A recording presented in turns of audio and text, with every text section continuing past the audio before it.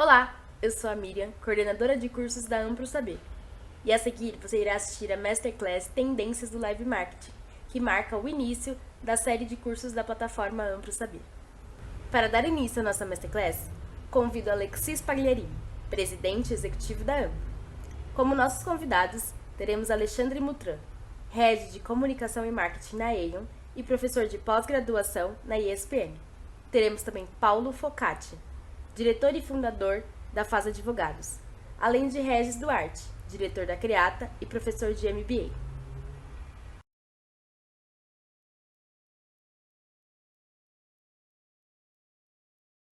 Um pouco de promo e ativação.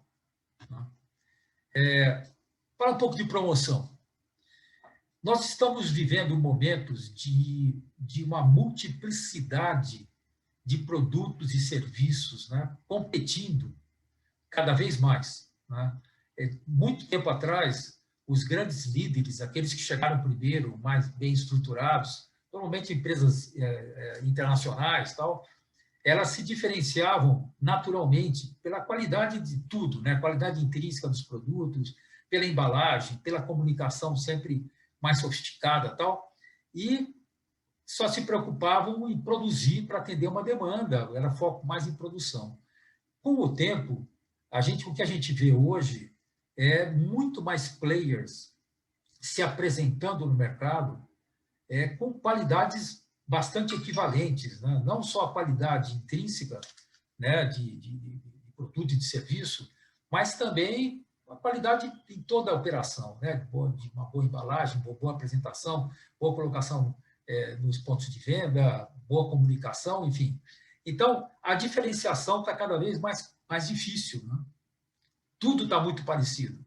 Eu não sei vocês, mas eu, quando paro numa gôndola para escolher sabonete, por exemplo, é uma loucura o que você tem de variações para escolher, né? Tem categorias que tem muitos players, né? Lado a lado, todos muito semelhantes.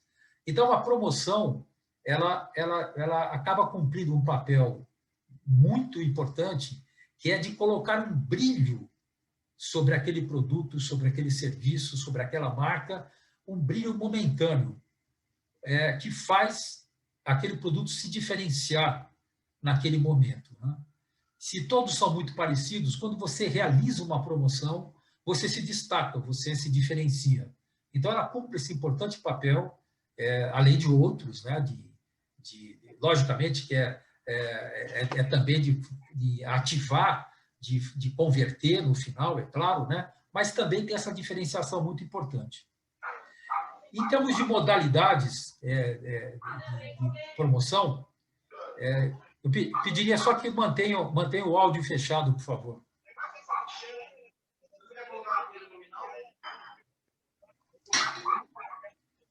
Eu queria, por favor, pedir que mantenha o áudio fechado. Obrigado. Então, a gente tem promoção por preço, né? E por quantidade, por prêmios, por vantagem, por privilégio. Promoção por preço é muito eficiente, né? Veja por você mesmo, você como consumidor, né? Todos nós sempre buscamos o melhor preço. Né? Hoje, com as facilidades de pesquisa, tornam tudo muito mais fácil, né? Você pesquisar por preço. Preço é muito eficiente. Todos nós somos impulsionados a comprar alguma coisa por um preço muito mais vantajoso. Só que promoção por preço, pura e simplesmente, é cara. É caro o desconto verdadeiro, né? O desconto de verdade mesmo, para ele ser efetivo, ele tem que sair do 5% de tal. Ele tem que ser muito mais contundente para realmente mexer com a decisão do consumidor. Isso é caro. Em margens muito apertadas que nós temos hoje, você dá descontos acima de 10%, 15%, 20% e tal, é caro fazer isso. É claro que tem algumas categorias de produto, por exemplo, a moda, né? A moda tem uma dinâmica de, no fim de cada estação, fazem grandes liquidações, aí sim, com até 50% de descontos e tal, porque existe uma dinâmica desse mercado que você tem que realmente se desfazer dos produtos que vão ficar velhos para a próxima estação. Mas, de qualquer maneira, a promoção de preço é eficiente, funciona, mas é cara. Tem a promoção por quantidade. O leve 3, pague 2, ou compra, sei lá, um six-pack, paga 5, ou compra 1 quilo, ganha 1,2 kg, enfim, por quantidade. Né? Também é bastante eficiente, né? É aquela vantagem que pula, né? Que brilha na hora da decisão do consumidor, e tem uma vantagem ainda de você imediatizar um consumo futuro, provocando um certo bloqueio da concorrência por um tempo maior. Né? Se você acaba comprando uma quantidade maior, movido por uma promoção, esse produto não vai estar na sua lista de compras, na sua próxima ida ao ponto de venda necessariamente. Então, é uma forma de você bloquear a concorrência também. Portanto, é bastante eficiente também. Por premiação, por prêmios, né? Sem dúvida nenhuma, o brasileiro adora ganhar prêmios. Nós somos, em pesquisas internacionais, mostram que nós gostamos muito de premiações, né? Comparado com a Europa, o brasileiro é 4 vezes mais propenso a participar de promoções com prêmios, né? Enfim, funciona bastante, funciona muito, né? Mesmo aqueles prêmios tipo Achou, Ganhou, que são prêmios de baixo valor, ou Juntou, Trocou, ou diversas dinâmicas que existem, né? Mecânicas que existem para premiar, funciona muito. E eu vou falar um pouquinho mais delas daqui a pouco. Tem a promoção por vantagem, é uma vantagem qualquer, né? Eu queria pedir, por favor, a Vanúzia que coloque o mute aí, por favor, que está vazando um pouco o áudio. Obrigado. Então, a vantagem, por exemplo, a vantagem de você ter um delivery gratuito, a vantagem de você ter, enfim, algo que vai além da simples compra, né? E você acumular pontos, por exemplo, no programa de fidelidade, ou seja, é a promoção por vantagem. E, finalmente, a promoção por privilégio. Então, principalmente algumas categorias de produto, de luxo, por exemplo, né? Sei lá, você acaba sendo um cliente especial e você frequenta, por exemplo, um lounge no Iguatemi que só você tem o privilégio de frequentar, né, junto com os demais que têm o número de pontos tal. Então, também tem isso, né? Tem muitos consumidores que buscam privilégio com produtos, principalmente produtos de maior valor agregado, produtos de produtos mais caros, né, de uma maneira geral. Enfim, a promoção ela é aquele impulso final para a conversão. Hoje também na jornada do consumidor, você tem todo um processo que lá na minha época, quando eu comecei a estudar marketing, nós tínhamos o processo do AIDA, né? Os mais rodados aqui, vão lembrar disso, que ainda vale até hoje, né? O AIDA, né? Chamar a atenção, provocar o interesse, provocar o desejo e o nirvana final, a aquisição, né? A conversão final. Então, esse processo hoje continua super importante, você ter um momento, a estocada final de conversão, você não deixar escapar uma venda, né? Então, a promoção cumpre esse papel. Ela é o último pezinho na balança para a pessoa decidir pela compra. Ela vai comprar porque tem uma vantagem, vai comprar porque tem um preço bom, vai comprar porque pode ganhar um prêmio, porque tem uma vantagem ou tem um privilégio, né? Enfim, então, é esse impulso final. Vou falar um pouco de ativação agora. Eu queria falar um pouco de patrocínios, né? Enfim, o vínculo de marcas com eventos, com outras atividades, tal, que funcionam muito para elevar a marca e para ativar negócios também, né? E aí eu coloquei aqui uma observação, eu não pretendo passar nenhum conteúdo teórico definitivo aqui, eu quero só fazer uns highlights, né? não basta comprar uma cota de patrocínio, isso é que a gente sempre comenta, e esse erro é bastante cometido até hoje. Há empresas que compram por um bom dinheiro uma cota de patrocínio no evento, por exemplo, só para citar algum, um Rock in Rio, um Lollapalooza, ou uma Olimpíadas, Copa do Mundo, Campeonato Brasileiro de Futebol, enfim, compra a cota e acha que já acabou, que cumpriu-se, quer dizer, já está fazendo o seu papel. E não, é preciso ativar isso, é preciso ativar essa propriedade, é preciso ter uma série de ações para que esse patrocínio seja percebido e para que você consiga envolver as pessoas, o teu público-alvo. Né? A mesma coisa acontece no e-commerce. Muita gente, né, e a pandemia acelerou esse processo, daqui a pouco o nosso mestre Regis vai falar sobre isso muito melhor, mas, enfim, não basta estar na web. Né? O cara fala, tudo bem, putz, já estou na web. Estar na web significa estar um dos ambientes mais poluídos, mais disputados, né, que existem. Né? Existe uma multiplicidade de produtos na web. Tem que ativar, tem que ter uma atuação em todos os momentos da verdade do consumidor.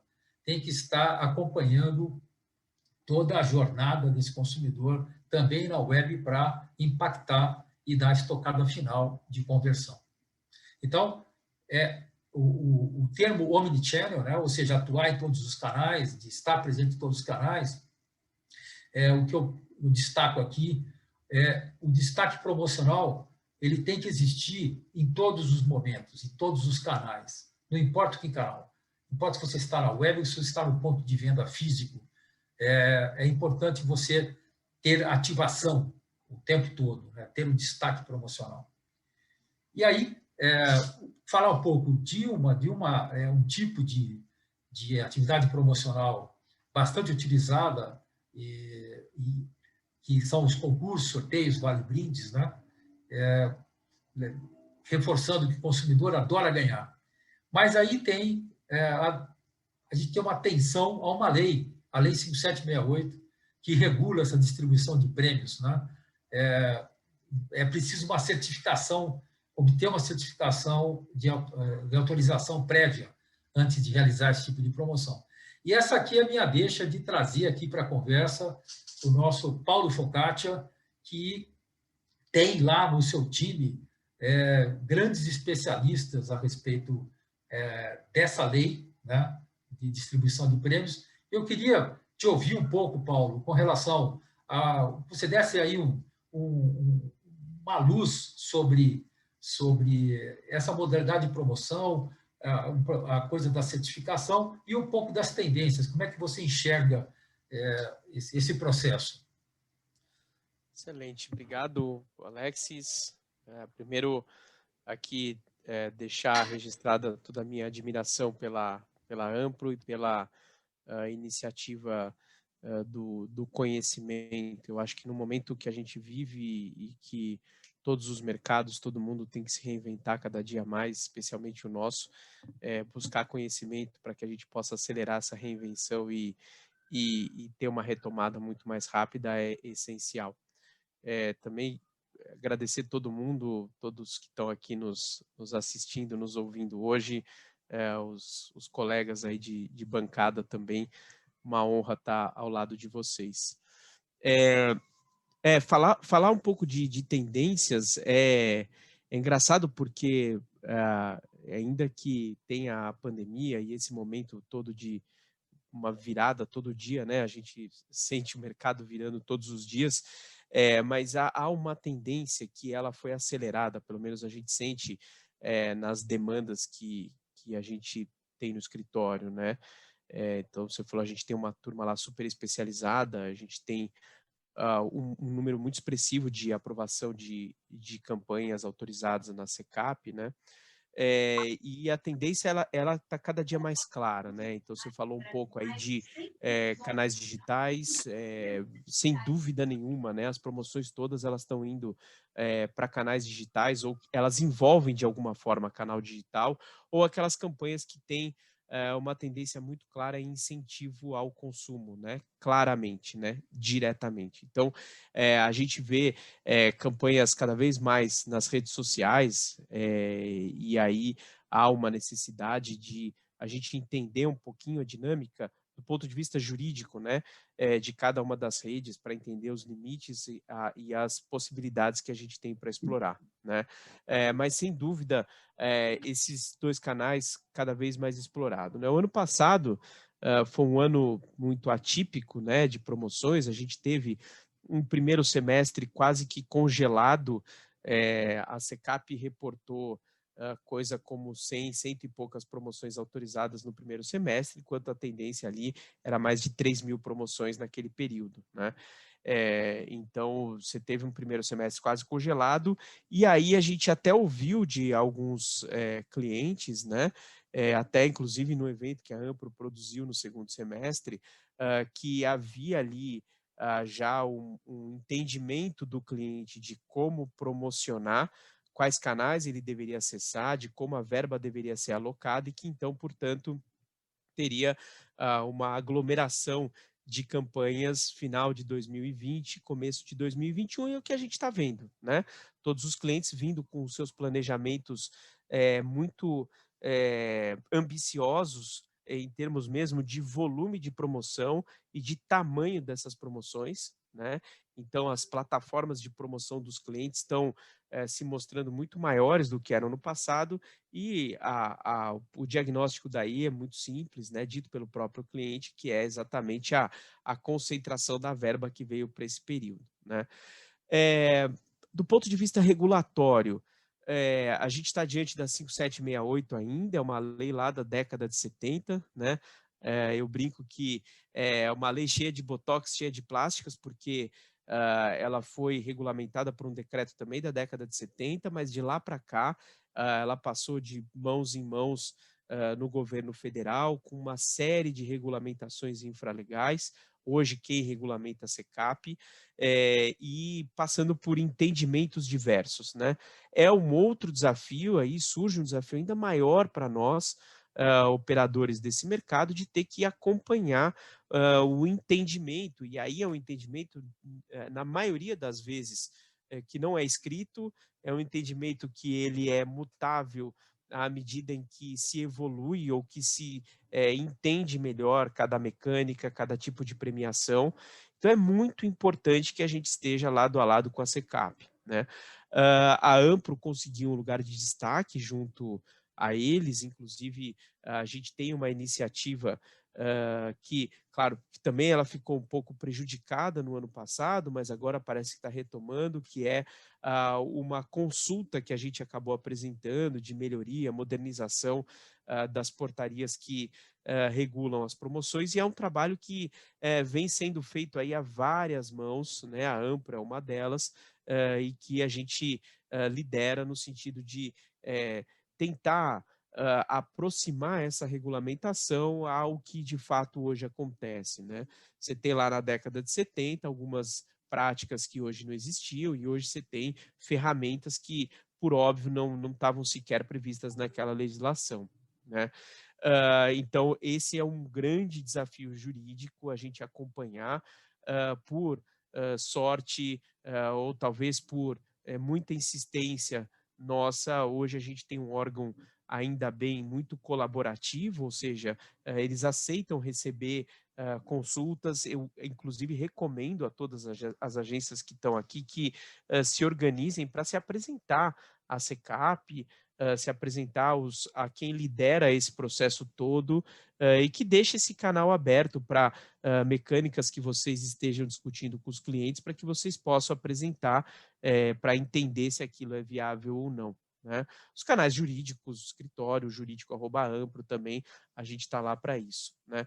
Mas tem um ponto específico que nos chama muita atenção, Alexis, e eu acho que ele não pode passar desapercebido, que é a Lei Geral de Proteção de Dados, e a forma como essa lei interage com promoções comerciais, ativação e, na verdade, com tudo, né? Com o nosso dia a dia como um todo, né? A Lei Geral de Proteção de Dados, para fazer um recap aqui muito rápido, deixar todo mundo na mesma página, ela é uma lei brasileira que tem origem, ou pelo menos ela foi buscar lá um pouco de inspiração na lei europeia, que é o GDPR, e ela trata da forma como empresas devem cuidar dos dados de pessoas físicas, né? Então, como um CNPJ deve cuidar dos dados de uma pessoa física, de um CPF, né? Então, esse é o primeiro ponto. A primeira relação é: sou um CNPJ, tenho dados de pessoas físicas, eu tenho que observar a Lei Geral de Proteção de Dados, né? E aí a lei, ela traz um rol super extenso do que ela considera ser tratamento de dados, né? Então, tratamento de dados, que à primeira vista nos parece só que eu tenho um dado, uma base de dados e eu vou tratá-la, na verdade, é absolutamente tudo que pode acontecer com a vida de um dado, desde a coleta até a destruição, passando por armazenamento, enriquecimento, distribuição desse banco de dados ou desse dado específico, né? Então, tudo que pode acontecer com o dado de uma pessoa física dentro de uma empresa está previsto nessa lei. Então, a gente brinca lá no escritório que da menor empresa à maior empresa do Brasil, todas elas estão sujeitas à Lei Geral de Proteção de Dados. Não importa a extensão, todo mundo tem que observar a Lei Geral de Proteção de Dados, né? E aí depois a lei traz o que são dados pessoais. Então, dados pessoais são todos aqueles dados que permitem eu identificar uma pessoa diretamente ou indiretamente. Então, se eu disser que é o Alexis, CPF tal, telefone tal, que trabalha na Ampro, eu identifiquei diretamente. Agora, se eu der características dessa pessoa e essas características em conjunto me permitirem chegar no Alexis, naturalmente eu também estou diante das proteções que essa lei vai trazer. E quando a gente aplica isso a promoções comerciais, na verdade a todas as atividades do live marketing, né? Porque todas elas você acaba, ou a maioria delas, a grande maioria delas, você acaba necessariamente impactando, tangenciando pessoas físicas, né?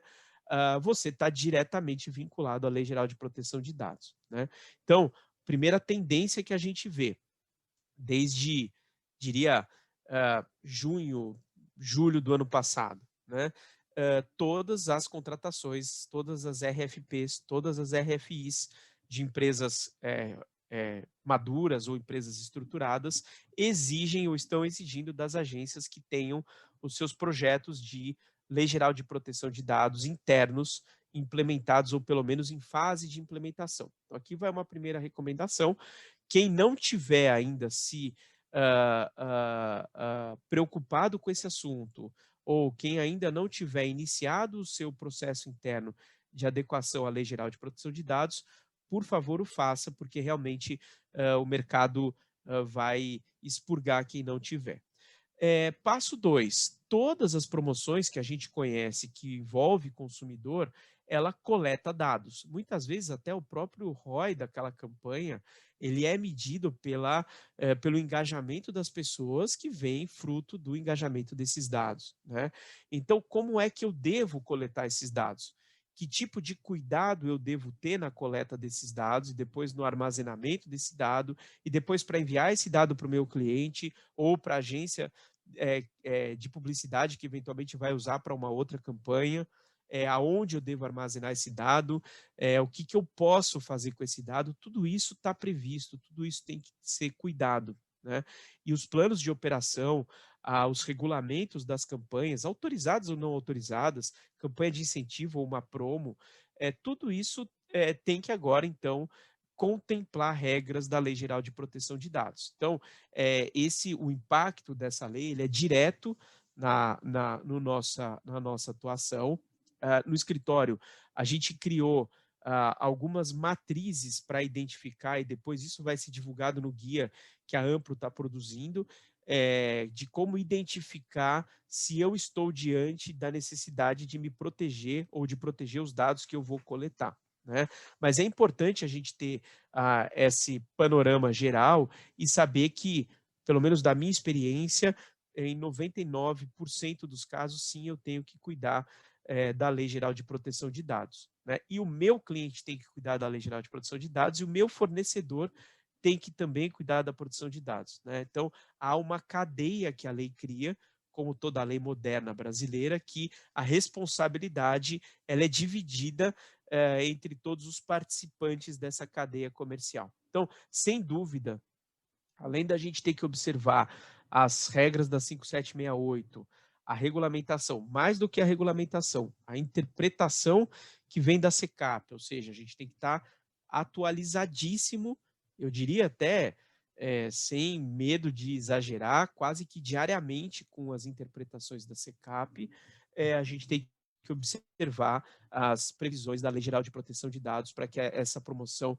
possa ser regular, né? Então, vejo isso como o nosso luz amarela para que a gente possa ter campanhas eficazes daqui para frente. Muito bem, Paulo.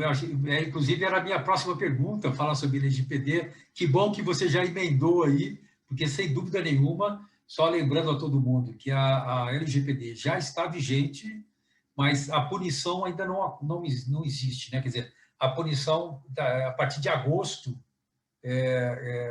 aí sim as empresas estão passíveis de punição, certo, Paulo?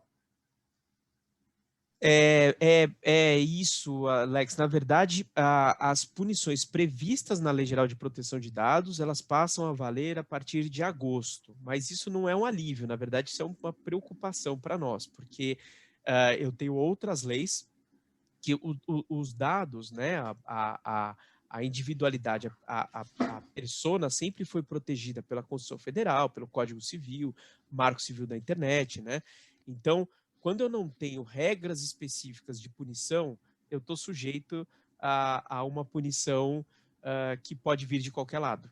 Então, o que a gente tem visto hoje já é um começo de ações judiciais provocados por Ministério Público, por Associação de Defesa do Consumidor, por PROCON, por associações diversas, né?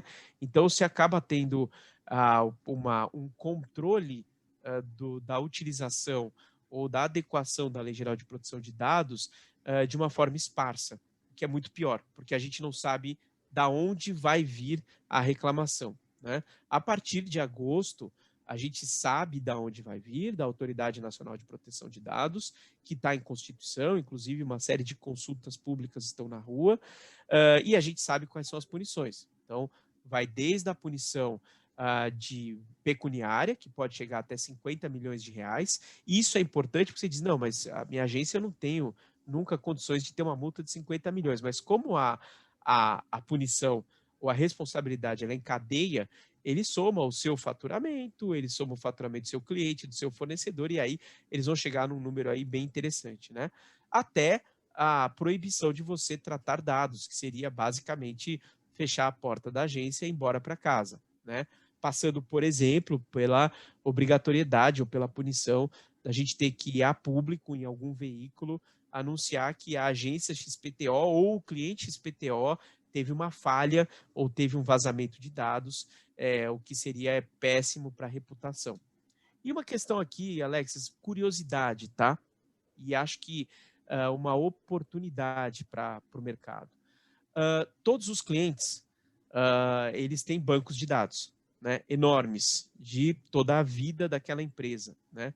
E os clientes também têm que se adequar à Lei Geral de Proteção de Dados. Então, eles também têm que buscar desse banco de dados os devidos consentimentos para que eles possam, por exemplo, manter o meu dado ou o dado de qualquer pessoa física nos seus bancos de dados, né? Ou que eles possam tratar esses dados, que eles possam usar para me mandar e-mail marketing ou para me convidar para um evento ou qualquer coisa do gênero. E a experiência europeia mostrou que essa comunicação de um banco de dados tão enorme e às vezes muito antigo, ela é uma comunicação muito árida, né? E algumas empresas, especialmente italianas e espanholas, que têm culturas parecidas com a do Brasil, acabaram perdendo 70%, 80% do seu banco de dados, né? Então surge aí a necessidade de ter uma inteligência de comunicação aplicada para essas empresas, para que elas possam acessar esses bancos de dados em campanhas ou em ondas de campanhas para obter os consentimentos devidos sem ter uma perda muito grande das suas bases, né? Então, é um question mark mesmo de como isso vai acontecer, mas sem dúvida vai precisar de uma agência ou pelo menos de um departamento de comunicação por trás para fazer essa comunicação chegar mais efetiva no cliente ou, enfim, quem estiver ali na ponta.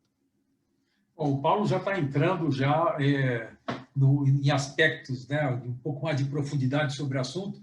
Então, eu quero lembrar o seguinte,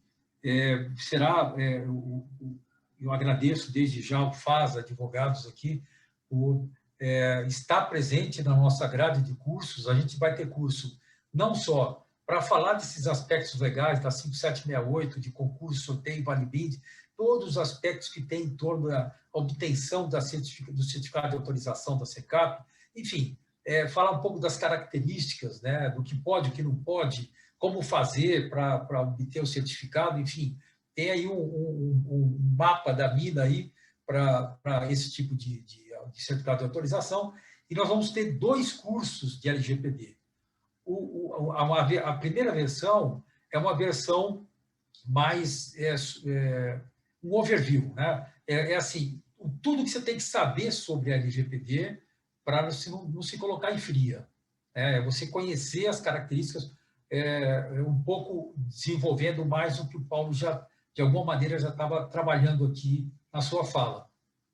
E vamos ter um segundo curso que para mim, eu acho que toda e qualquer agência, por exemplo, deveria se preocupar em fazer, ter alguém da sua equipe, né, que é uma certificação em LGPD. Ou seja, é você demonstrar para o cliente, para aquele, como o Paulo disse, né, quando você é convidado para uma concorrência, uma licitação, de você dizer, eu tenho na minha equipe alguém certificado, alguém que conhece com profundidade a LGPD.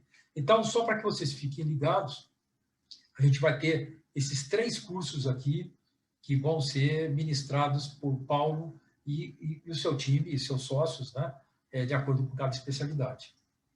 É isso aí. E, Alexis, eu vou só tomar a liberdade de deixar o e-mail do jurídico @ampro aqui no nosso chat, para, enfim, quem tiver dúvidas ou quiser fazer comentários, por favor, fiquem à vontade. Muito obrigado. Esse é mais um dos serviços da Ampro para os seus associados. Você, o jurídico@ampro.com.br, você coloca suas dúvidas jurídicas e você tem, logicamente que não quando tem que se aprofundar aí é uma outra história, mas as dúvidas são tiradas diretamente pelo Departamento Jurídico da Ampro. Muito bem, vamos em frente agora. Agradeço a intervenção do Paulo e vamos em frente agora que vamos falar de um outro campo de atuação embaixo do guarda-chuva do live marketing, que são os eventos, né? Os eventos, a multiplicidade de eventos, né, de possibilidades que os eventos apresentam, tornam essa atividade uma das mais importantes do universo de live marketing, né? Porque você tem evento de todo quanto é tipo, né? Você tem nos esportes, né, que tem muitas marcas procuram se apropriar de atributos que são bem próprios do esporte, como superação, congraçamento, plasticidade, enfim, tem uma série de atributos que são bem próprios do esporte que podem elevar a imagem de marcas que associam a sua imagem a esses produtos, né? No campo de cultura, de artes, música, entretenimento, é um campo riquíssimo, né, para você ativar marcas, para você elevar a imagem de marcas, né? Não só o Rock in Rio, o Lollapalooza, os grandes festivais, mas também uma série de atividades que tem nesse campo cultural, né, que também provocam uma associação às vezes de sofisticação, às vezes de dinamismo, né, relacionados a esse tipo de evento.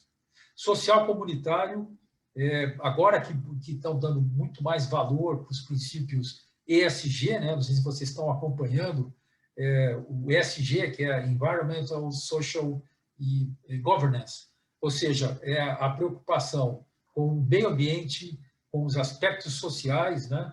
E com a governança. Cada vez mais as empresas são cobradas por ter as práticas compliance com o ESG. Então, e o Mutran vai poder falar muito melhor sobre isso, né? O tanto que a Globo teve de eventos sociais, comunitários fantásticos, né? Em benefício da sociedade. Porque hoje espera-se das empresas mais do que simplesmente produzir produtos e serviços de boa qualidade e vender a bom preço. Espera-se engajamento, espera-se envolvimento, espera-se que entregue mais para a sociedade, né? E essa é uma cobrança crescente de respeito, né, a todos os aspectos sociais, de equidade de gênero, de respeito a igualdade de uma maneira geral, né, de gêneros e de inclusão social, de inclusão racial, enfim. Tudo isso está na pauta, tem que estar na pauta das empresas e precisa ser genuíno, precisa ser verdadeiro, porque as empresas que tentarem falsear, que estão participando dessas atividades só para se mostrar, para mostrar um lado bom, sem ser verdadeiro, sem ser consistente, hoje em dia você flagra rapidamente isso, né? A empresa que não faz o que diz, ela é flagrada e execrada nas redes sociais, por exemplo, né? Então precisa tomar muito cuidado. É para fazer de verdade, de uma forma genuína, verdadeira. E, finalmente, os eventos mercadológicos, né? Você tem as convenções, feiras, exposições, lançamentos de produtos, enfim, é um campo vastíssimo que você tem das empresas. As empresas não podem prescindir da realização de eventos desse tipo para ativar seus negócios, para envolver o seu time, para motivar as pessoas, né? É uma pena que a gente esteja agora, por conta da pandemia, impedidos de realizar esses eventos por inteiro, mas, ainda assim, eles são de uma importância fundamental. Os eventos classistas, os eventos de saúde, né? Quantos eventos de saúde tem para se tratar das mais diferentes vertentes do campo de saúde e de medicamentos, enfim, né? Também são muitos eventos. E o educativo, né? Congressos, seminários, workshops, treinamentos em geral. Então, existe uma multiplicidade de eventos que justificam toda a nossa atenção a essa atividade, né?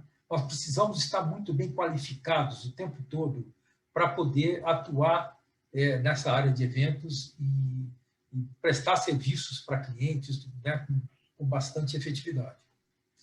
Os eventos, eles podem motivar, podem engajar, educar, entreter, agregar, envolver, vender, estreitar relações, networking, né? Enfim, tudo isso pelo poder do ao vivo, da emoção, do envolvimento que se provoca, né?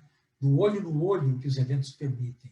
É lógico que agora, repito, há um comprometimento desse olho no olho, né? Desse presencial, mas eu não tenho dúvida nenhuma de que eu tenho ouvido muitos dirigentes de empresa dizerem que tão logo seja possível,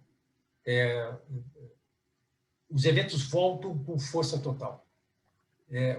Há eventos que podem ser realizados hoje, né? Tem as limitações da pandemia, mas você pode realizar eventos que não aglomeram, você tem ainda algumas possibilidades no momento, mas ainda é muito pouco do que pode ser feito, né?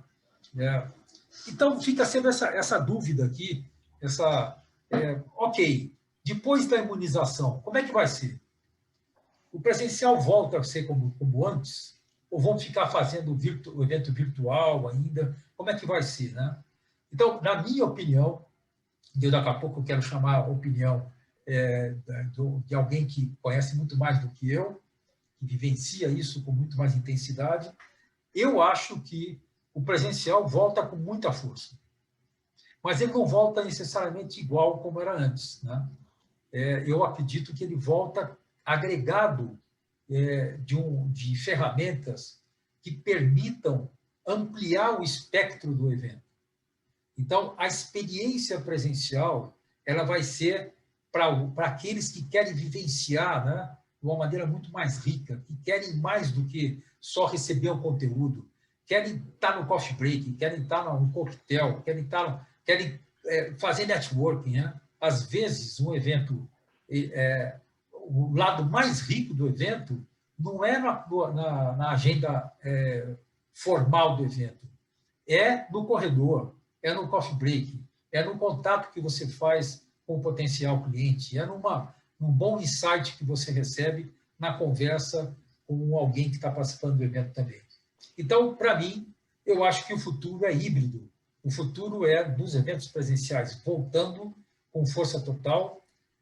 Eu acredito que os eventos banais, os eventos corriqueiros, eles deverão continuar virtuais, né? Só para fazer um exemplo aqui, né? A Ampro tem reuniões mensais com o seu conselho, né? O conselho da Ampro é formado por profissionais de destaque no Brasil inteiro.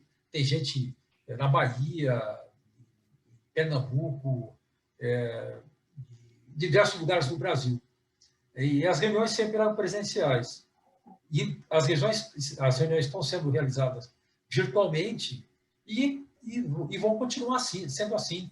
É claro que vai ter um momento que a gente vai querer ter um congraçamento maior e a gente vai provocar um encontro presencial que é sempre muito rico. Mas eu acredito que alguns tipos de eventos vão continuar sendo virtuais, porque perdeu-se o medo de realizar evento virtual, né? Mas os eventos especiais, aqueles acontecimentos de experiências mais ricas, eu acredito que serão híbridos, serão a conjunto de presencial com o virtual, com um streaming e dividir o evento com mais pessoas. Também com esses benefícios de ampliar o espectro, de atingir mais gente, né, através da transmissão. Mas eu queria chamar para essa conversa aqui agora um grande especialista, alguém que dá aulas sobre isso e que vivenciou na sua vida profissional eventos fantásticos aqui. Queria trazer aqui a sua visão de tendência, Alexandre Mutran. Por favor, queria te ouvir um pouquinho a respeito das tendências na área de eventos aí. Muito bem. Não sei se eu sou tão especialista para falar sobre tendências, porque é uma grande incógnita, mas primeiro agradecer o convite, agradecer a todas as pessoas que estão aqui acompanhando. Estou vendo ex-alunos, ex-clientes, professores da SPM aqui, um público muito bacana. Obrigado.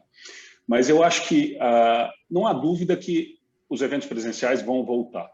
Essa retomada vai ser lenta, né? A gente tem visto alguns movimentos de marcas, especialmente no mundo business to business. Então, a gente tem visto convenções de vendas que você já começa a trazer algumas pessoas para o local do evento.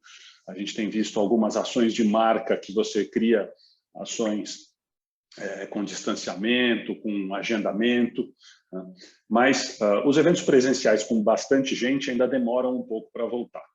Quando eles voltarem, acho que a gente ainda vai ter uma série de regras, uma série de protocolos para seguir, porque nada vai ser como antes. Mas eu acho que a principal pergunta que a gente vai ter que fazer, como agências ou como marcas, é o que vai justificar a presença, né? É claro que as pessoas querem estar em eventos bacanas, é claro que as pessoas querem estar juntas de outras pessoas. A gente tem visto as aglomerações em festas clandestinas que provam isso, né? De uma estupidez enorme. Mas quando a gente puder voltar, é evidente que as pessoas vão querer estar juntas, porque é da nossa natureza. Mas o que vai justificar uma pessoa pegar um voo de uma cidade para viajar para outra para participar de uma feira? O que vai justificar a pessoa ficar hospedada num hotel para participar de uma convenção, né? Vai ser o valor do conteúdo que você vai entregar, né? O quanto esse conteúdo, o quanto essa experiência é mais rica do que os eventos híbridos ou virtuais, né? O quanto eles podem entregar. Porque é fato que os eventos híbridos e virtuais eles vão continuar, e a gente tem aprendido muito nos últimos meses nessa aceleração forçada de adotar tecnologias entender a narrativa, né? Se inspirar na TV, por exemplo, que já faz isso todos os dias. Quando você olha para um programa, para um Altas Horas, para um Silvio Santos. O Silvio Santos faz isso há 50 anos, ele faz um evento todo domingo.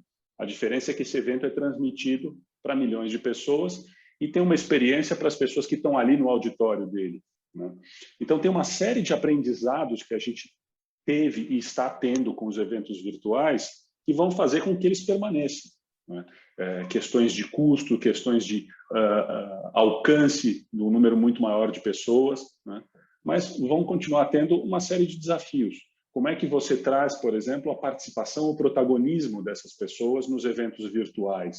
Como é que você cria sessões de relacionamento, né, de networking? Como é que você cria um cafezinho virtual que as pessoas tenham vontade de participar, né, e não saiam para fazer outras coisas, para ler e-mail, para responder mensagens? E aí, quando a gente olha, de novo, para os eventos físicos, né, eu acredito que ainda vai demorar um pouco, porque a gente vai precisar ter um grande número de pessoas para que justifique a participação das marcas. Quando a gente olha para as marcas, quando a gente olha para uma ativação de marca, uma ativação de patrocínio, ela está baseada num grande número de pessoas, né? Você só apoia o Rock in Rio porque você tem 100 mil pessoas por dia que podem se relacionar com a sua marca. Então, se você não tiver essa garantia, a conta muitas vezes não vai fechar. E aí talvez seja melhor você pegar esse dinheiro, essa verba, e transferir para uma promoção, para uma ação em ponto de venda, né? Porque muito do que a gente faz com os eventos ao vivo está baseado em entretenimento. Seja o entretenimento que o evento oferece, quando você falou, por exemplo, de um Rock in Rio, um Lollapalooza, shows que existem, shows e festivais que existem pelo Brasil todo, né? A gente está muito acostumado a olhar São Paulo, Rio, mas você tem eventos com milhares de pessoas participando no Nordeste, Centro-Oeste, Sul, etc. Então, esses conteúdos, esse entretenimento que esses festivais oferecem, atraem pessoas que são interessantes para as marcas, então essas marcas apoiam. Ou quando essas marcas criam suas próprias experiências. Mas essas experiências, de novo, elas precisam de um grande número de pessoas para o ROI fazer sentido, né? Para o retorno sobre o investimento fazer sentido. Então, esse é um ponto importante. A gente retoma quando a gente tiver a possibilidade de ter, de novo, um grande número de pessoas.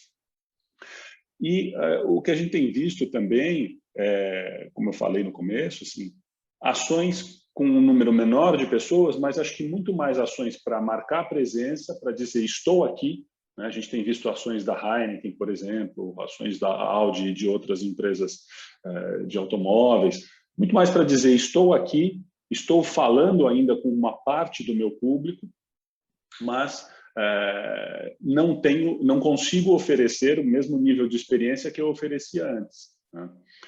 Quando a gente olha para feiras, por exemplo, as feiras precisam voltar, porque tem uma série de produtos e serviços que você simplesmente não compra no evento híbrido ou virtual. Como é que você pode falar do mundo agro, falar de testar uma colheitadeira, testar um trator no mundo virtual? Você tem que ir para um dia de campo de uma grande feira agropecuária.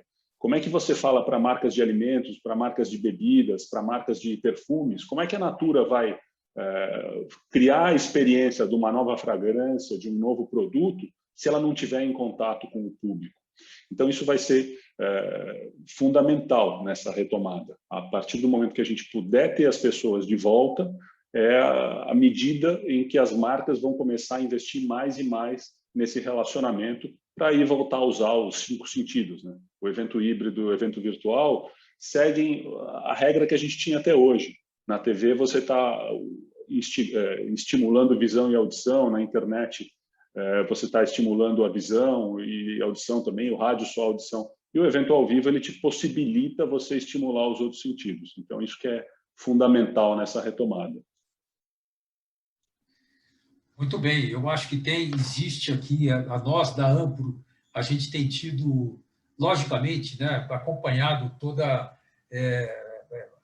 essa tristeza, né, da ausência dos eventos e de um monte de pessoas que vivem disso e que estão num momento terrível, logicamente, quer dizer, e nós tentamos, a Ampro tentou todos os mecanismos possíveis para provocar uma retomada nos tempos certos, a Ampro não tem nenhum negacionista, nós realmente acreditamos na importância do isolamento social, de todas as medidas que estão sendo aplicadas, mas nós tentamos e conseguimos, em alguns momentos, por exemplo, que os eventos voltassem com algumas limitações, 40% de ocupação de espaço, o distanciamento de 1,5 m entre cadeiras, o público sentado, o uso de máscara, enfim, álcool em gel, tudo aquilo que já é um mantra em tudo aquilo que a gente fala, né?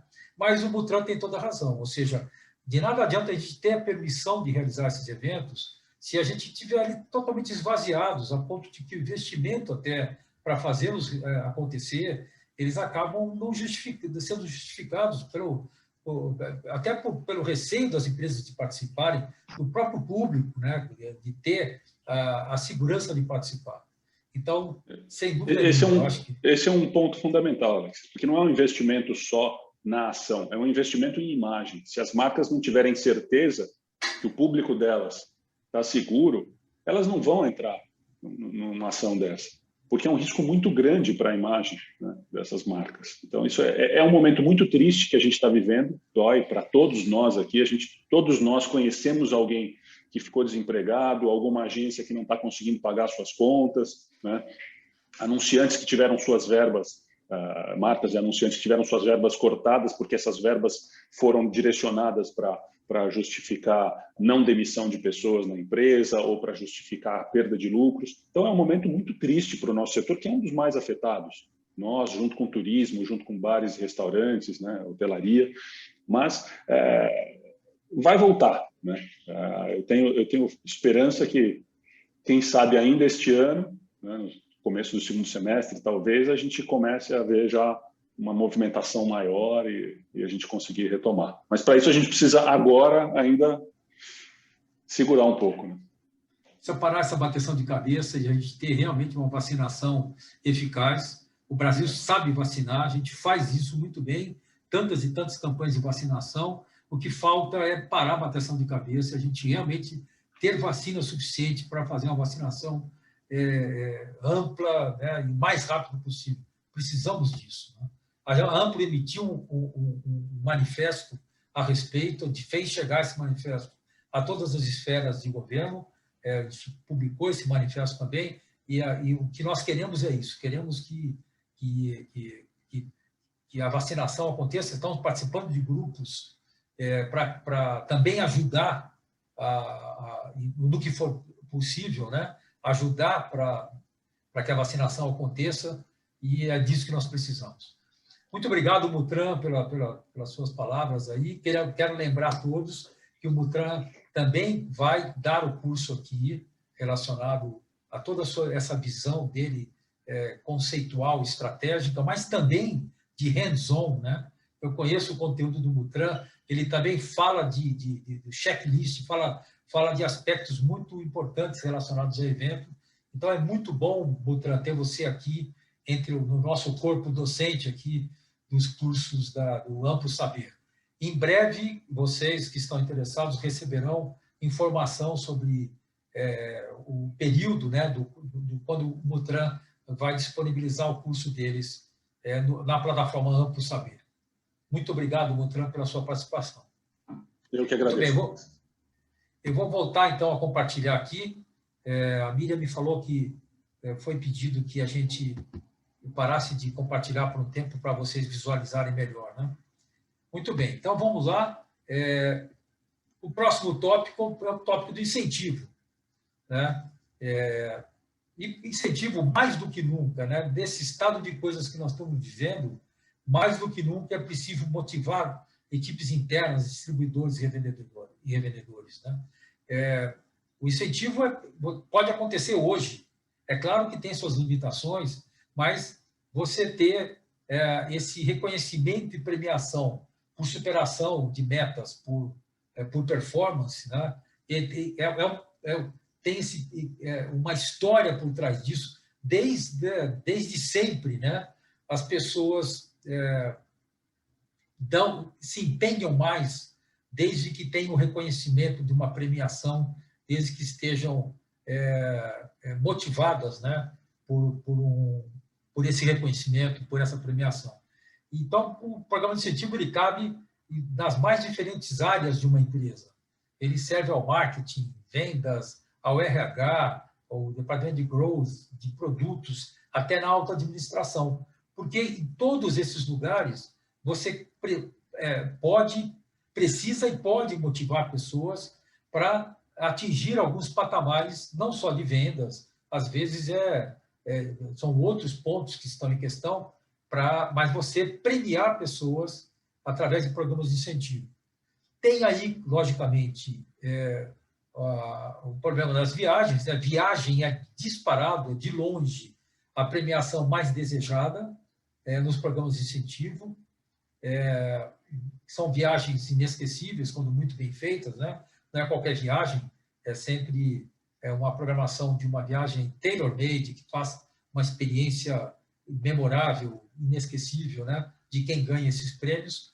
Logicamente que hoje essa premiação está comprometida, mas isso não impede que se realize programas de incentivo, que você premie pessoas pela superação de metas, pela performance, né? Através de catálogos de prêmios de menor valor, mas mais fáceis de ganhar ao longo do tempo. Existe todo logicamente, né? O programa de incentivo é algo para profissionais, tem agências especializadas que fazem parte da Ampro. Nós temos lá na Ampro um comitê totalmente dedicado ao incentivo e queria destacar até o trabalho desse comitê no que diz respeito à regulamentação. Existe ainda alguns problemas com relação à regulamentação. A parte de premiar empregados, né, ela está melhor resolvida, está melhor regulamentada, mas a premiação de terceiros ainda depende de algumas gestões, e o Comitê de Incentivo da Ampro tem uma atuação já de anos, né, para tentar realmente melhorar essa situação da regulamentação. Bom, vamos chegar no último tópico aqui, no último campo de atividades do Live Marketing, mas não menos importante, né? É o Trade Marketing, a ponte que existe entre as estratégias mercadológicas das empresas e o ponto de venda, o momento da verdade, onde acontece a venda, né? Há muitos anos eu vejo esse dado, né, que mais de 70% das decisões de compra acontece dentro do ponto de venda, seja ele virtual ou físico. E eu até chequei com o Regis, né? Essas pesquisas demonstram que esse fenômeno continua, né? Você, por mais que você se prepare para uma compra, você recebe o impulso final na hora do ponto de venda e pode modificar a sua decisão. Se você está impactado por uma promoção especial, se você tem uma exibição de produto muito melhor trabalhado, enfim. Então, daí a grande importância do trade marketing. Dos meus highlights aqui, eu colocaria que e-commerce cresceu muito na pandemia. E tem um mais aí que eu digo o seguinte: sim, cresceu muito, mas se eu não estiver errado, e o Regis pode depois me corrigir, 10%, o e-commerce representa não mais do que 10%, dependendo do tipo do setor, né, do segmento de produtos, não representa mais do que 10% do comércio total. Então, nós temos muito ainda atenção a ser dedicada ao ponto de venda físico. Na verdade, a gente tem todo o aspecto omnichannel, né, que foi bastante acelerado pela pandemia. As pessoas, por conta da necessidade, elas tiveram que, como disseram alguns, né, estabelecer processos, né, previstos para 5 anos na frente, né, e fazer em 1 ano.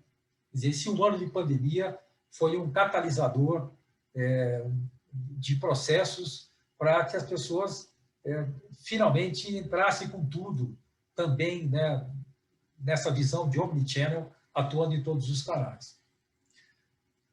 O ponto de venda físico, principalmente, mas não só o físico, eu acredito que a tendência mais marcante aqui, já nem tendência já é uma realidade, é que o ponto de venda não ser necessariamente só um ponto de venda de produtos, mas um ponto de experiências, né? E tem essa frase aqui que eu vi numa apresentação do Lee Patterson, que é um dos grandes papas aí do trade marketing.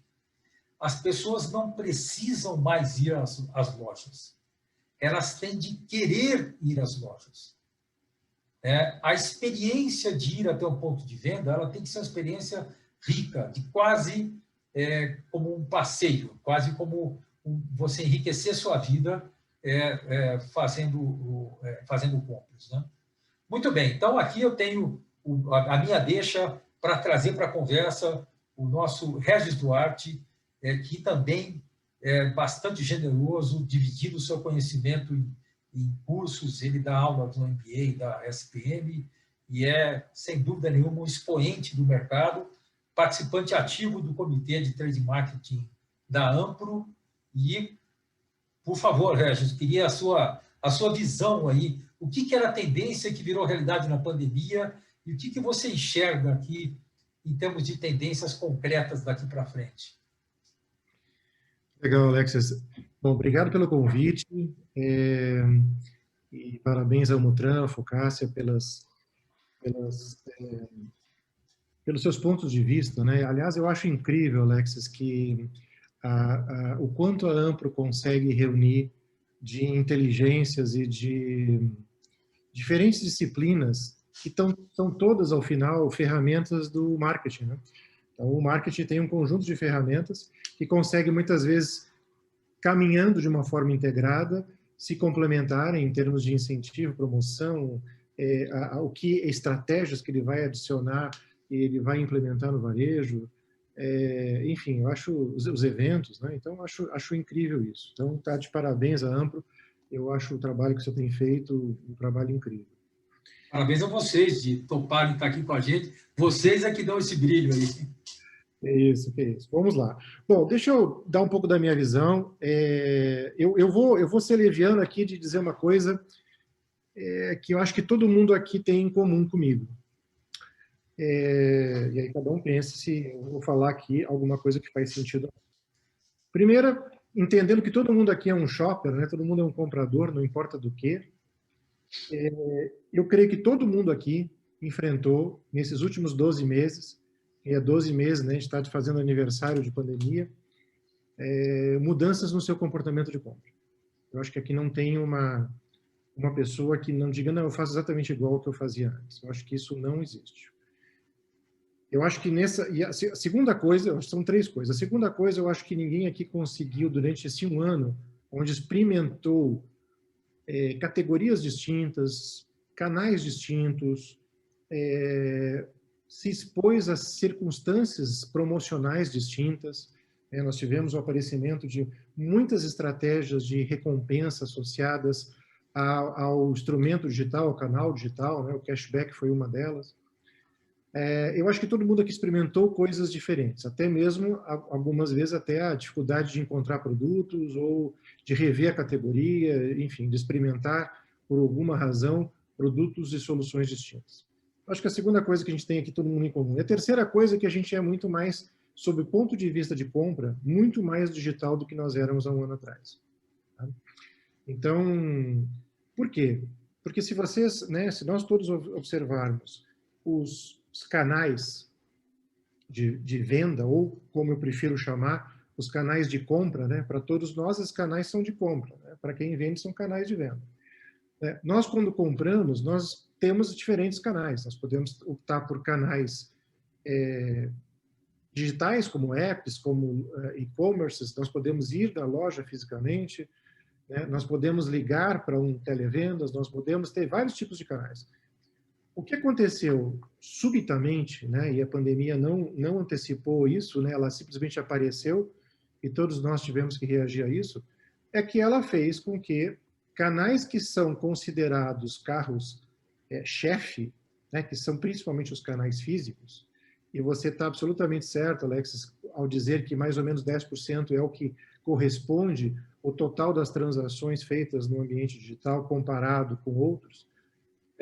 esse carro-chefe responsável por essa grande quantidade de transações, ele se viu em um grande dilema. Ele não pôde, e muitas vezes, dependendo do segmento que nós estamos falando, simplesmente operar. Né? Se nós olharmos aí para vários shoppings, várias lojas de departamento, vários restaurantes, bares, enfim, pararam, porque não poderiam estar simplesmente abertos. Então, era uma questão de estratégia, uma questão de não ter como operar. Outros tiveram que operar dadas certas circunstâncias, né? E vocês acompanharam isso ao longo do tempo. Então, assim, nós fomos forçados, quando nós olhamos todos esses canais, a olhar para aquele último canal, que é responsável por uma minoria das transações todas, nós fomos obrigados a olhar para ele como o nosso grande instrumento de salvação, em algumas vezes, ou de suporte ao nosso novo hábito de consumo, que foi introduzido pelo fato de nós termos que ficar em casa, que é o fato de você não ir a algum lugar, e sim aquela coisa, né, o conjunto de produtos vir até você. E aí nós fizemos o quê? Nós tivemos que explorar, e aí então o que a pandemia fez, né, uma das suas perguntas é, o que a pandemia causou, que já seria um movimento natural, é a antecipação do processo de educação do shopper em relação ao canal digital. Isso iria acontecer, nós estamos falando aqui de 10 a 20 anos, né, e que nós conseguimos fazer em um ano. Por quê? E isso não está no fim, tá? Isso está apenas no início desse processo de educação. Porque esse processo de termos uma nova cultura requer uma série de transformações também na nossa vida, que, de novo, foram impostas por uma questão social que nós passamos a viver, uma questão de saúde. E é interessante que esse canal digital, não necessariamente, ele foi avisado anos atrás que ele faria essa compensação dos canais tradicionais que nós vivíamos até então. Ele simplesmente teve que subir no palco e ser protagonista de muitas coisas. Só que não é uma questão apenas do canal, mas é uma questão de como esse canal se interliga com os demais canais e toda uma infraestrutura capaz de trabalhar em função dele. Por quê? Porque agora eu tenho que entregar enquanto varejo. E agora, indústria, eu tenho que pensar como é que eu vou conquistar esse meu consumidor para que ele se torne um shopper do meu produto dentro de um novo canal, que não era aquele que eu fazia uma promoção na loja, não era aquele que eu botava degustação, não era aquele que eu investia no trade tradicional do canal físico. Então, assim, foram muitas transformações vividas em um espaço de tempo muito curto, né? A transformação do trade, eu diria, o que o trade mudou nesse último ano equivale a muitos anos de mudanças que iriam ser implementadas, que tiveram que literalmente ser feitas. Então, hoje nós falamos muito nesse omnichannel, né? Uma coisa, aliás, que já vem sendo falada há alguns anos. Bom, qual é a diferença de um ano atrás, quando se falava de omnichannel, e este ano, quando se fala em omnichannel? Bom, a diferença é simplesmente o processo de compra que nós passamos a ter, que mudou radicalmente. Então, o que acontece? Até o ano passado, era muito desejável que as indústrias, e principalmente os varejos, tivessem uma conversa entre os seus diferentes canais de contato de uma forma integrada, né? Ou seja, nós aqui todos somos shoppers, nós gostaríamos de comprar, por exemplo, um produto. Eu quero comprar um determinado produto, um celular. Muito bem. Qual canal que eu vou usar para comprar? Bom, a sua expectativa de compra pode ser em diversos canais, mas uma coisa que sempre esteve e agora está muito mais presente na nossa necessidade enquanto shopper é que não importa o canal que eu vou comprar, canal não é loja, tá? É o canal que esta loja apresenta para mim. Né? Se vai ser por televenda, se vai ser por um app, se vai ser por um site, se vai ser na loja física. A expectativa que cada vez mais nós temos é que você seja um só, né?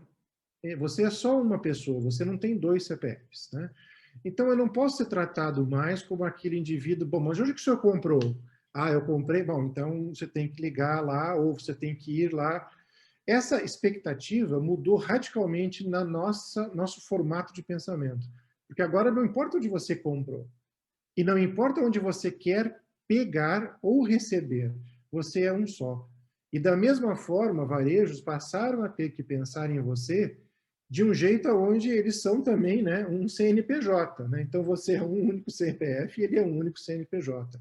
Então, essa relação 1 para 1, não importa se os canais forem múltiplos, passou a ser uma realidade e passou a ser uma exigência, né, cada vez maior do shopper.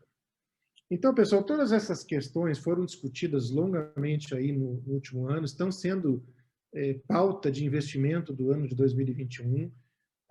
Sem dúvida nenhuma, o shopper cresceu enquanto as suas exigências, ele é mais informado, ele é mais conectado, ele é mais globalizado, então ele tem cada vez mais a sensação de poder, né? O empoderamento do shopper com a pandemia cresceu violentamente, né? Então houve uma época na história, eu falo bastante sobre essa evolução nas aulas que eu dou, eu faço uma comparação do deslocamento de poder, né? Houve uma época que a indústria tinha uma concentração de poder muito forte, né?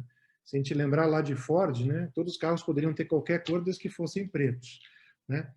Depois nós tivemos o empoderamento dos varejos muito fortemente, porque passaram a ser o grande canal de escoar produtos e de contato com o seu shopper. Hoje nós temos empoderamento violento do shopper, que faz escolhas dos canais, faz escolhas do produto, tem acesso à informação. Então, assim, nós estamos vivendo mudanças fortes nesse circuito, né? E o trade está diretamente envolvido nisso, né? Porque o trade nada mais é, em cada organização, do que a área que coordena as estratégias de como você vai querer estimular, se relacionar, engajar, educar, estimular aquele shopper a comprar do seu varejo ou da sua indústria, do seu produto, na sua jornada de compras. Tá? É uma coisa muito interessante, Alex. Esses dias eu estava numa aula e eu fiz uma pergunta muito curiosa para todos os alunos. Eu perguntei a eles, bom, todos aqui estamos comprando muito mais sobre usando o canal digital, né? Quando a pandemia não for mais uma restrição, né? Eu acho que isso endereça bastante seu último comentário sobre querer ir às lojas, né, fisicamente. Quando a pandemia não for mais uma restrição, ou seja, você tem condição de ir como você foi até um ano atrás, isso estava há um ano atrás, tá? Não estou falando de décadas. Tá? Há um ano atrás, você ia à loja pelos seus critérios, pelas suas escolhas. Né? A necessidade do digital veio através de uma limitação da loja física e da sua necessidade de permanecer em casa. Né? Você, depois da pandemia, faz o quê? Número 1, você vai continuar ou aumentar o seu número de compras nos canais digitais, ou você vai diminuir a compra dos canais digitais e fazer um maior balanceamento, voltando a comprar mais nos canais físicos. De todos na aula que estavam ali presentes, apenas 15% disse que, não, eu vou fazer um maior balanceamento voltando aos canais físicos. Ou seja, o que a gente está conseguindo enxergar com isso? Exatamente o que o seu ponto com a frase do Lee Peterson. Você precisa querer a loja. Então, assim, faça uma pergunta para você mesmo agora. Pense, um segundo. Por que eu preciso ir à loja? Por que eu quero ir à loja? Supondo que não seja uma barreira isso. E você pode sair de casa à vontade e as lojas todas estão abertas. Por que você precisa ir? Para que rotina? Para que segmento? Para que missão que você tem que se dar ou dar a alguém, como shopper, que você precisa ir à loja? E aí nós vamos encontrar algumas respostas, tá? Algumas respostas que, inclusive, justificam aqueles 15%. Você quer ter experiências, você quer ter mais sentidos sendo estimulados, né? Você pode experimentar, você pode sentir o cheiro, você pode sentir o tato do produto, o peso do produto. Né? Você pode querer ter uma determinada situação de degustação, de oferta, de promoção. Enfim, você pode ter algumas razões, mas o que a gente já observou é que muitas dessas mudanças, neste último ano, fizeram transformações eternas na forma como as pessoas vão encarar as compras de determinados segmentos. Mesmo que possam ser feitas as compras nos canais físicos, as pessoas ainda permanecerão com um determinado grupo daquelas categorias que elas entendem como comoditizadas a permanência nos canais digitais. Então, assim, Alexa, são muitas transformações, tá? Eu acho que, se eu posso falar aqui numa tendência, eu acho que aqui, hoje quem falar em tendência corre um grande risco, né? Por todas as transformações que nós estamos vivendo no planeta. Mas eu acho que nós cada vez mais teremos essa adesão digital, nós cada vez mais teremos a omnicanalidade como sendo uma realidade, tanto para varejos quanto para shoppers, né? Ou seja, não importa aonde eu for, nem quem você é, mas eu sou um só e quero ser tratado dessa forma. Eu acho que cada vez mais nós vamos ter a personalização da pessoa. Então, o que eu quero, só eu quero. Não importa se nós dois, eu e a outra pessoa, compramos o mesmo produto, mas eu sou eu e tenho minhas características que eu gostaria que você soubesse e que tratasse isso de forma individualizada para mim, ou seja, a personalização da massa. Nós temos uma massa, essa massa tem hábitos comuns, mas ainda assim, na segmentação feita sobre ela, ter a personalização de como eu quero ser tratado, como eu quero ser atendido, que coisas eu gostaria de receber e que coisas eu não gostaria de receber. Então, Alex, assim, um grande apanhado, assim, em geral, das questões envolvendo trade, das questões envolvendo estratégias de negócio, porque elas nos afetam como um todo, né? Todo dia você é um candidato a ser shopper. Todo dia. E invariavelmente, nós somos em algum momento do dia, às vezes mais de uma vez, às vezes mais de uma vez por semana. E aí, nesse momento, que todas as estratégias do trade vão ou não fazer sentido. Porque se as estratégias da indústria, por exemplo, do trade, fizerem todo o engajamento de marca, fizerem toda uma campanha para que você possa efetivamente ser convencido do benefício daquele produto enquanto consumidor e da vantagem, sob o ponto de vista de shopper, de adquirir aquela solução. Mas se você não botar no carrinho, que pode ser um carrinho virtual ou de compras, não pagou a conta, né? A conta se paga ali, né? E é por isso que de alguns anos para cá, né, o trade tem aí seus 50, 60 anos de mercado, é por isso que de alguns anos para cá, de mais ou menos 20 anos para cá, a gente teve as disciplinas de shopper marketing, né? Tentando explorar cada vez mais o comportamento humano e o engajamento deste comportamento nessa jornada de compra, tentando aumentar a taxa de conversão. Então, Alex, é isso. Não sei se eu respondi toda a sua pergunta. Mas... Sem dúvida, Regis. Acho que, como sempre, com muito didatismo, espero que também os que estão aqui comigo te ouvindo tenham ficado satisfeitos com isso.